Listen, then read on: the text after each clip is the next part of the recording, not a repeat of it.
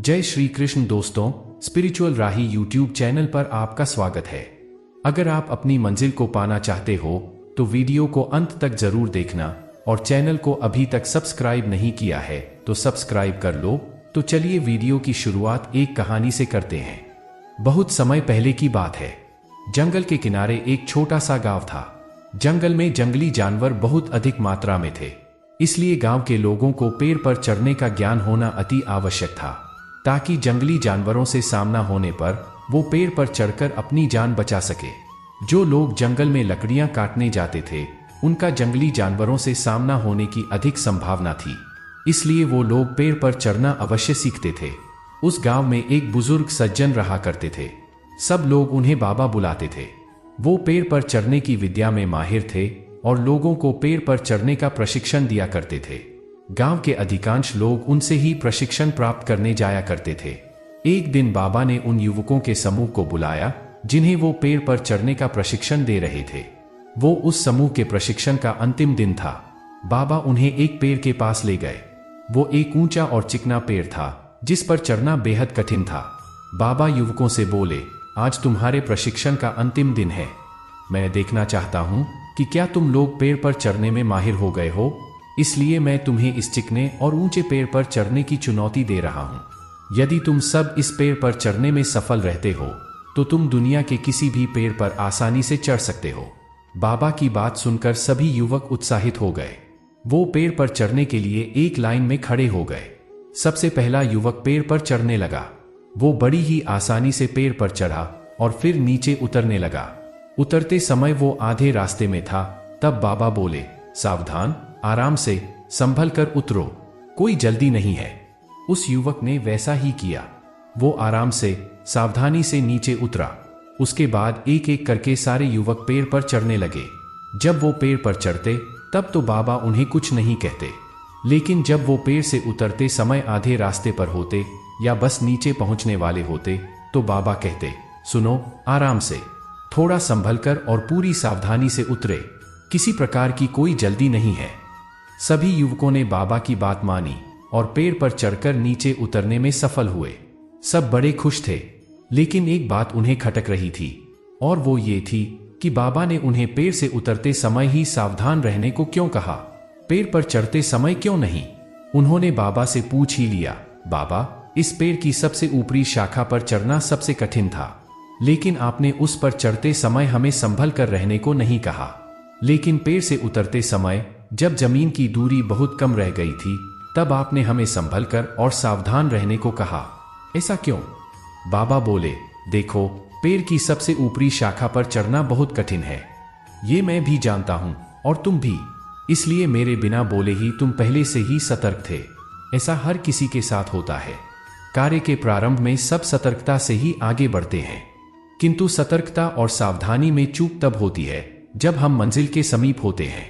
तब हमें लगने लगता है कि हमारा काम तो पूरा होने को है, मंजिल अब दूर नहीं, और वहां हमारा ध्यान भटक जाता है और हम गलती कर जाते हैं। इसलिए हमेशा याद रखो कि मंजिल के नजदीक पहुंचने और यथार्थ में मंजिल पर पहुंचने में बहुत फर्क है।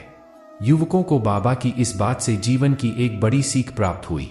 दोस्तों, हमारे जीवन में भी कई बार ऐसा होता है, किसी काम को पूरा करने के कगार पर होकर भी हम उसे पूरा नहीं कर पाते। अंतिम चरणों में कुछ गड़बड़ हो जाती है और हम पछताते रह जाते हैं।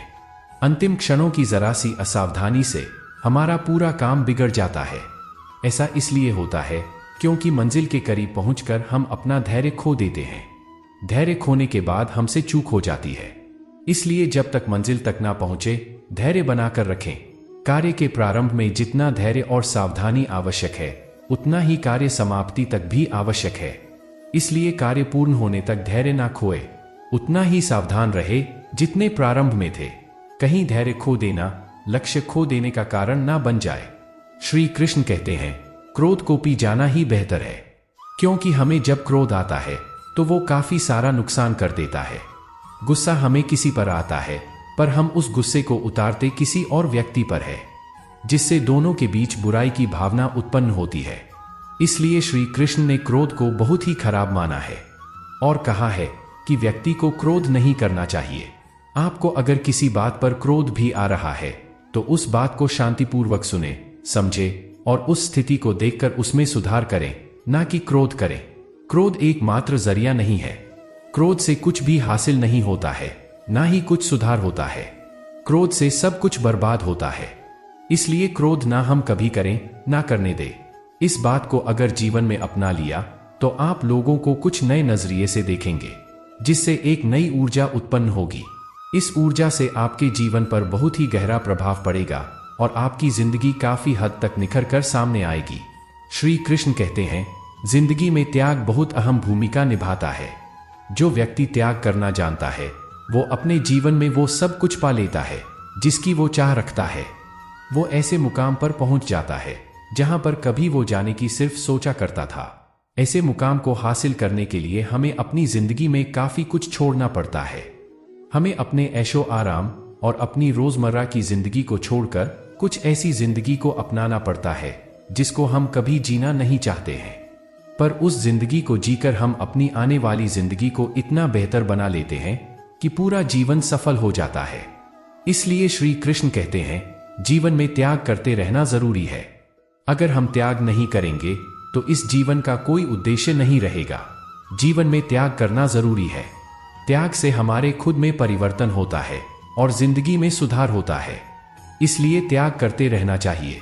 श्री कृष्ण कहते हैं, हमारे कर्म ही हमारा परिणाम होता है, क्योंकि जैसी करनी वैसी भरनी। जैसा हम कर्म करेंगे वैसा ही हम पाएंगे। जीवन में कभी भी लक्ष्य को प्राप्त करना हो तो व्यक्ति दो भाव साथ लेकर चलता है। पहला, अपने लक्ष्य को पाने का निश्चय, और दूसरा, अपने लक्ष्य तक पहुंचने का मार्ग। सब यही करते हैं, किंतु सब अपने लक्ष्य को प्राप्त नहीं कर सकते। क्यों? क्योंकि लक्ष्य ना मिल पाने की स्थिति में व्यक्ति को कुछ बदलना होता है। कुछ अपना निश्चय बदल लेते हैं, कुछ अपना मार्ग। जो अपना मार्ग बदलने का प्रयास करते हैं उन्हें सफलता प्राप्त हो ही जाती है, किंतु अपना निश्चय बदलने वाले सफलता का स्वाद कभी नहीं चख पाते। इसलिए अपना निश्चय कभी मत बदलिए, क्योंकि निश्चय खो देने पर चंद्रमा भी पूर्णिमा के दिन ग्रहण पा जाता है। अपना निश्चय बनाए रखें, आपको सफलता अवश्य मिलेगी। श्री कृष्ण कहते हैं, हमें अपने परिश्रम पर विश्वास रखना चाहिए। अगर हम अपने परिश्रम पर विश्वास रखेंगे तो हम कभी भी हार का सामना नहीं करेंगे। अगर हम अपने कर्म, परिश्रम, मेहनत पर अटूट विश्वास रखकर उस पर कायम रहेंगे तो हमें उससे बहुत अच्छे परिणाम मिलेंगे। वो परिणाम आपको जीवन जीने में बहुत आसानी देंगे, क्योंकि एक परिश्रम ही है जो एक रंग को राजा बना देता है और राजा को रंग बना देता है। अगर आप परिश्रम, सही निर्देश और सही दिशा में काम करते हैं तो जीवन में सफल होना पक्का ही है। पर अगर आप अपने परिश्रम पर विश्वास नहीं रखते हैं तो उसमें आप धोखा करते हैं। तो आप याद रखना कि आप धोखा भी खुद के साथ ही कर रहे हो। इससे ना ही किसी और की जिंदगी बनेगी और ना ही कुछ होगा। आप धोखा करोगे तो खुद के लिए। इसलिए अपने परिश्रम पर इतना विश्वास रखें कि आप जो कर रहे हैं वो आपको एक ऐसा परिणाम दे जिसकी आपने कभी अपेक्षा नहीं की होगी। दोस्तों, हम आशा करते हैं कि इस वीडियो से आपने कुछ सीखा होगा। अगर आपको वीडियो पसंद आई हो तो वीडियो को लाइक करें, चैनल पर नए हो तो चैनल को सब्सक्राइब करें और बेल आइकन को प्रेस करना ना भूलें। तो मिलते हैं एक ऐसी नई वीडियो के साथ, तब तक अपना ख्याल रखें। जय श्री कृष्ण।